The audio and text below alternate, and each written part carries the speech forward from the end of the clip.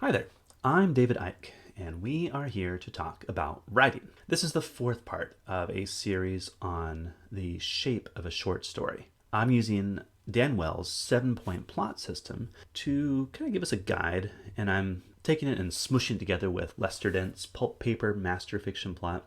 So this is this is its own thing.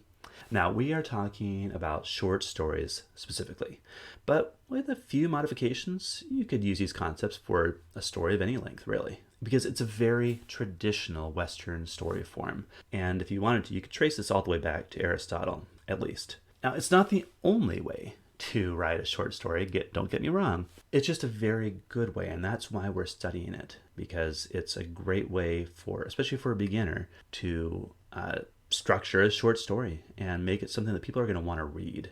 Now, in this fourth video, I want to talk about the midpoint. The midpoint is the transition between the first and the second halves of the story. So if you have a 6,000 word short story, this is going to be somewhere at the tail end of those first 3,000 words, at the end of the second quarter, which we call the first pinch point. Now, the midpoint is a really important state transition because your protagonist has been reacting to events. He had the hook, something happened in the first twist that really shook his world up. He's reacting to that. The pinch point threw lots of troubles at him. He's been reacting to those. Now at the midpoint, he's going to learn or experience something that's going to force a decision out of him. What he decides will set the stage for the second half, where he's going to start becoming proactive and he's going to start taking action to solve his problem, the main conflict, whatever it is that he desires. He's going to start taking the fight to the enemy after the midpoint. Now, this is a great time for another twist. It doesn't have to be huge. Maybe a little bigger than the first twist, but something surprising that you develop, some kind of secret revealed that's going to make matters worse for the protagonist, but it's also going to give him a key.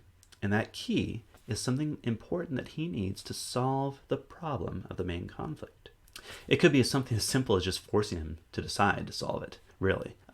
But whatever it is, it's a key that is going to be is going to lead to his solution at the very end, at the resolution.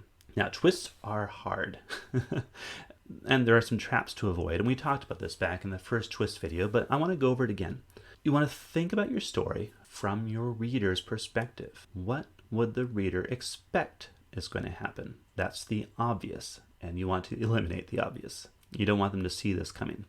Then you want to think about what would the reader hate to have happen. That's the odious, and we want to eliminate the odious. You don't want your reader to hate the story midway through. That is not good. That's a good way to lose readers.